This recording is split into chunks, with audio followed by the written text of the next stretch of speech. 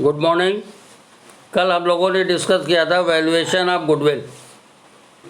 3 method होते हैं बताया था, average profit method, super profit method और capitalisation method. Average profit method 2 तरीके के होते हैं बताया था, सिंपल एवरेज प्रॉफिट मेथड और weighted average profit method. Simple average profit method मैं पिछले क्लास में डिस्कस कर चुका हूँ।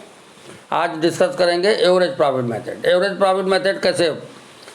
It is the method under which weight is assigned to each year. ये वो मेथड जिसमें हर साल प्रॉफिट का एक वेट असाइन किया गया होगा। हायर वेट जो है वो रिसेंट ईयर के प्रॉफिट को डिसाइड किया जाता है। जैसे 16 है तो 15 का हायर रेट होगा, 14 का उसके बाद का होगा, इस तरीके से असाइन किया जाता है।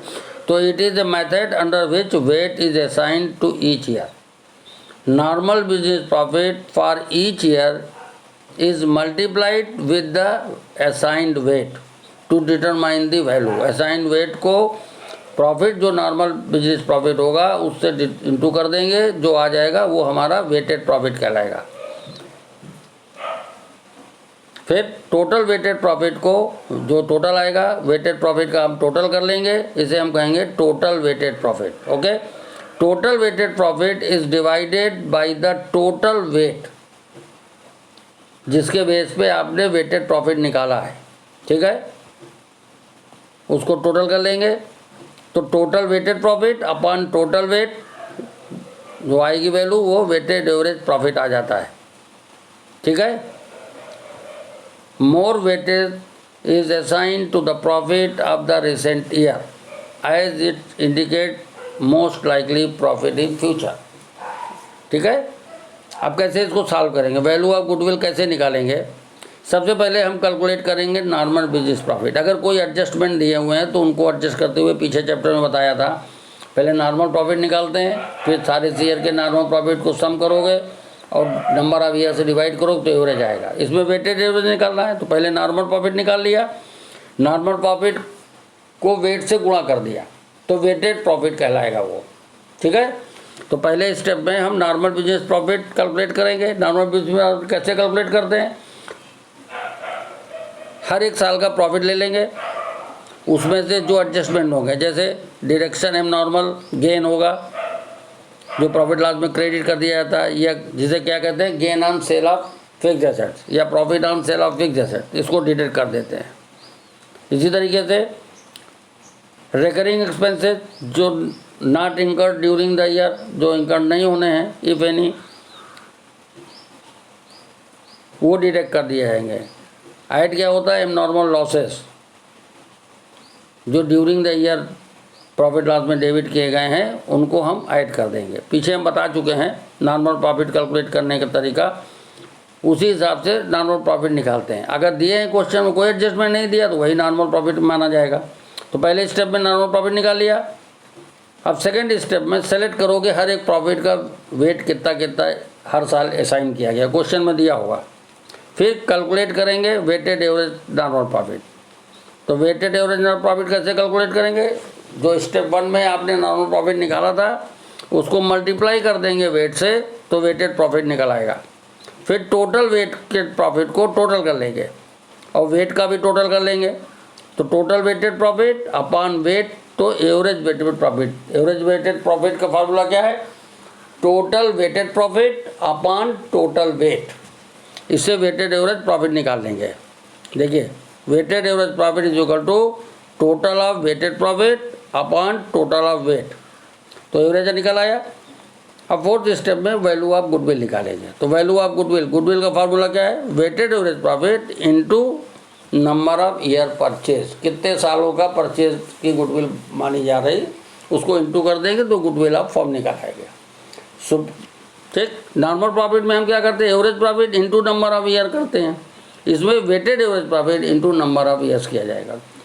तो एवरेज प्रॉफिट मेथड में 2 मेथड के क्वेश्चन हैं। अब ये क्वेश्चन देखिए आपके सामने दिया हुआ है, प्रॉफिट लास्ट 5 ईयर का दिया है, 31 March, 15, 16, 17, 18, 19। Correct. Calculate value of goodwill on the basis of 3 year purchase of the weighted average profit after assigning weight 1 2 3 4 5। 5 किसको असाइन किया गया है? 19 को। 18 को 4 होगा, 17 का वेट 3 होगा, 16 का 2 होगा और 15 का 1 होगा। ये वेट असाइन किया गया। The profit in date 31 March 15 ही दिए हुए हैं आपको। अब इससे वैल्यू ऑफ गुडविल निकालनी है। तो कैसे करेंगे? पहले ईयर्स दिए हैं और प्रॉफिट दिया है, दो चीज़ें दी हैं। पहले इसको आप कॉलम 4 कॉलम बनाएंगे कैलकुलेशन ऑफ वेटेड प्रॉफिट निकालने का।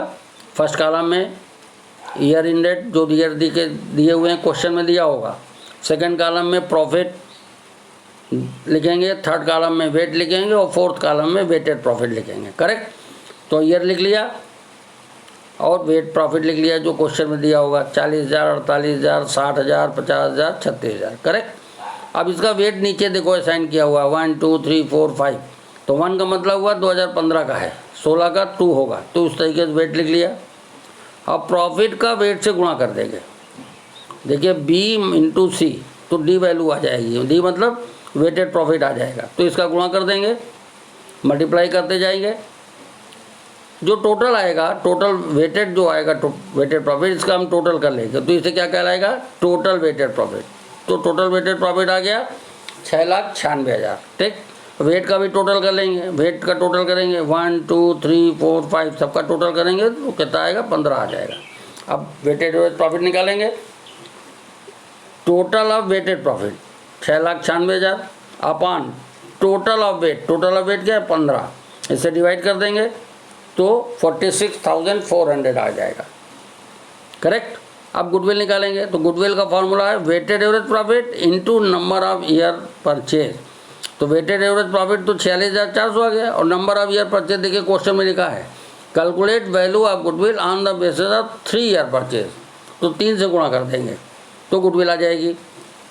ये देखिए 3 से गुणा किया तो 1,39,200। इस तरीके से वेटेड एवरेज प्रॉफिट से गुडविल निकालते हैं। इसमें तो प्रॉफिट दिया है परंतु कोई एडजस्टमेंट नहीं दिया। अगर एडजस्टमेंट दिया होगा तो पहले स्टेप में हम नॉर्मल प्रॉफिट निकालेंगे हर साल का, फिर उस नॉर्मल प्रॉफिट निकालने के बाद फिर ये टेबल बनाएंगे और उसके बाद हम वेटेड प्रॉफिट निकालेंगे। जैसे एक नेक्स्ट क्वेश्चन पास्ट एडजस्टमेंट के बाद का बना हुआ है, कह रहा अखिल निखिल और partner sharing profit equally. They admitted Dinesh into partnership. उन्होंने दिनेश को एडमिट किया पार्टनरशिप के लिए। It was agreed to value of goodwill at 3 year purchase following weighted average profit method. Goodwill जो वैल्यू होगी 3 सालों के परचेज के बराबर होगी और वेटेड एवरेज प्रॉफिट मेथड को फॉलो करना है on the basis of past 5 year profit. पिछले 5 सालों के प्रॉफिट के बेस पे। ठीक? वेट असाइन किया गया ईच ईयर का लिया है। ईयर इन डेट मार्च 15 का 1 है, 16 का 2, 17 का 3, इस तरीके वेट दिया हुआ है और नीचे आपको प्रॉफिट दिया हुआ है।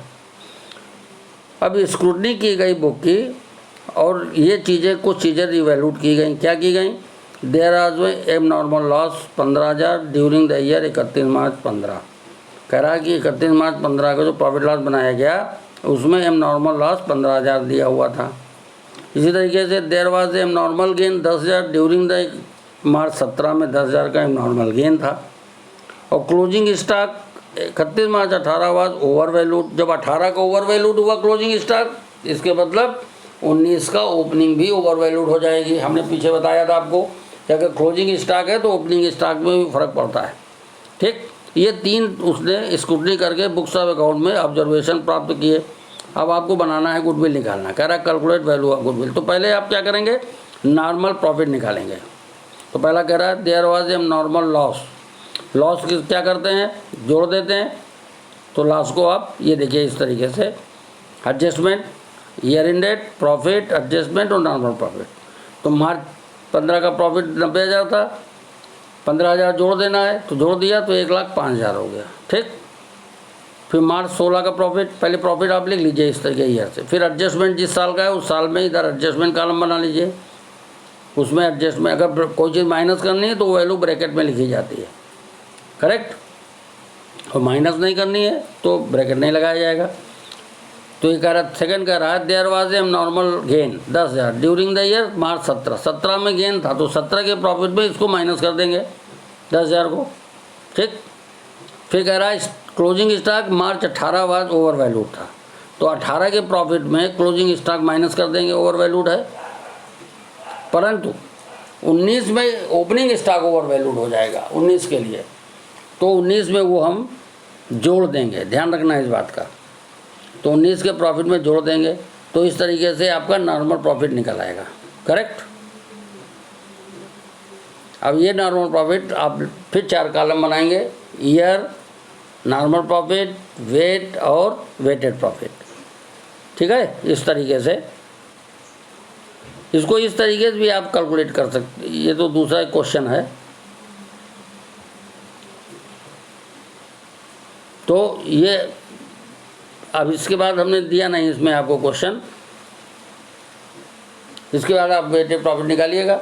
ये निकल आया नॉर्मल प्रॉफिट, फिर 4 कॉलम बना के और इसको सॉल्व करिएगा, गुडविल निकालिएगा, ठीक है।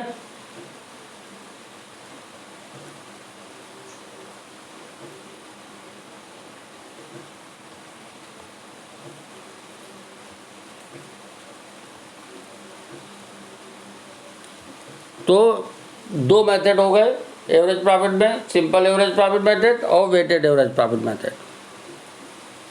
एक इस तरीके जो बनाया टेबल मैंने आप लोगों को इसलिए दिया है कि इसको इस तरीके से भी आपने प्रॉफिट लिख लिया, फिर हर एक साल का जो जो एडजस्टमेंट हो रहे हैं उसको करते हुए ये एडजस्टेड प्रॉफिट निकाले जाते हैं। इस तरीके भी टेबल बना के आप निकाल सकते हैं, या इस तरीके की पीछे जो ये टेबल से एडजस्टमेंट इस तरीके भी जो आपको ईजी लगे उस तरीके से शो कर सकते हो आप, ठीक। अब आता है दूसरा method, super profit method. Super profit method क्या होता है? Similar amount of capital employed yield difference profit for different enterprises. मतलब when a similar type of business earn profit at a certain percentage of capital employed, अगर दूसरा व्यापार उतना ही पैसा लगा के वो एक प्रॉफिट अर्न करता है, it is a called normal return, उसे नॉर्मल रिटर्न कहते हैं। But a buyer advantage line in the excess of normal return of capital employed, जो कैपिटल एम्प्लॉयड से ज़्यादा पैसा आपको प्रॉफिट हो रहा है वो that is a super profit. तो सुपर प्रॉफिट का फार्मूला होता है actual average profit minus normal profit, क्योंकि उसे हम सुपर प्रॉफिट कहते हैं। फॉर एग्जांपल, मतलब कैपिटल एम्प्लॉयड है 10 लाख रुपए और नॉर्मल कैपिटल एम्प्लॉयड का नॉर्मल रेट ऑफ रिटर्न कह रहा है 15%, तो 10 लाख का 15% कितना हुआ? 1.5 लाख, ठीक है। और नॉर्मल कैपिटल एम्प्लॉयड का नॉर्मल रिटर्न आ गया और बिजनेस ने 10% प्रॉफिट अर्न करता है, तो 10 लाख का 10% कितना हुआ? 1 लाख। तो 1 लाख अर्न करता है, तो मतलब नॉर्मल माइनस जो डिफरेंस आया वो क्या हो गया? सुपर प्रॉफिट, वो सुपर प्रॉफिट हो गया। समझ में आ गया भाई? तो super profit is equal to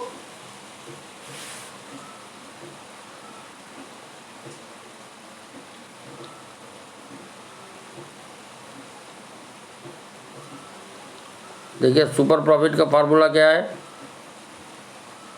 यहाँ ऊपर देखिए यहाँ पर लिखा है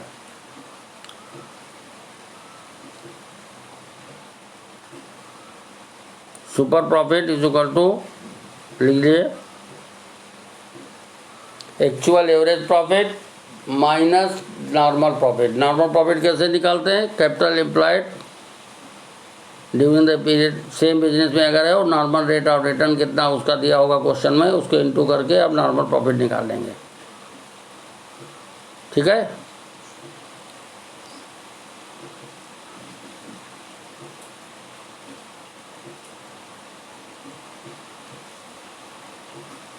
अब कैपिटल एम्प्लॉयड निकालने के बैलेंस शीट में 2 अप्रोच होते हैं, एक तो लायबिलिटी अप्रोच और दूसरा एसेट्स अप्रोच।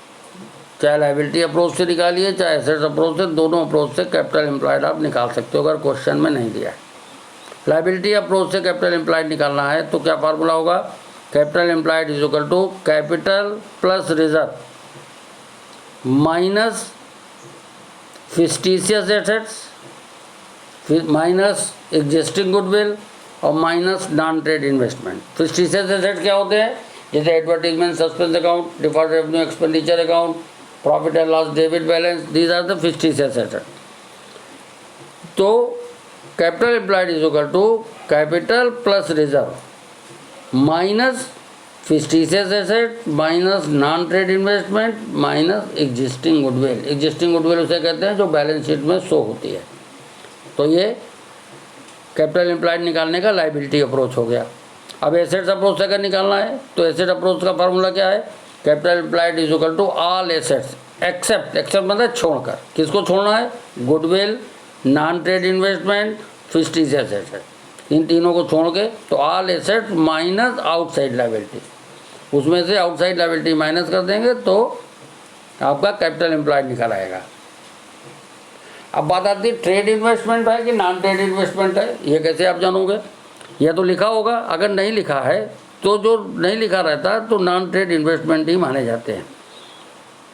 अब होता क्या trade investment? Trade investment are those investment that are made in another enterprises for furtherance of own business.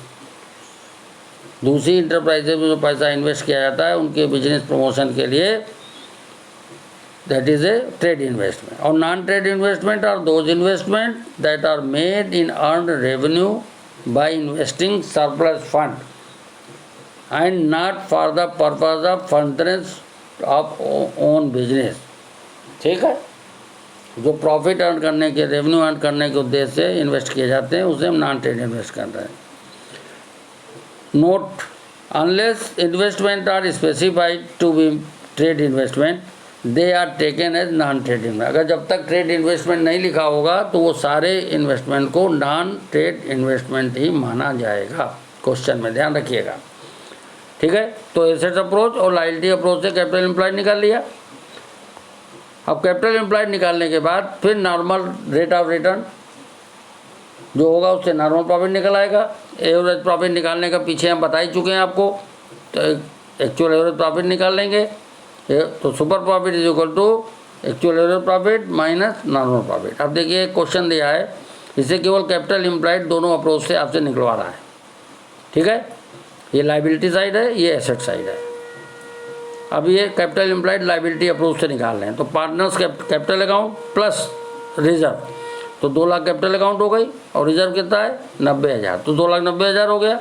Minus हमने क्या बताया था? माइनस 3 चीज़ें माइनस कराई थी।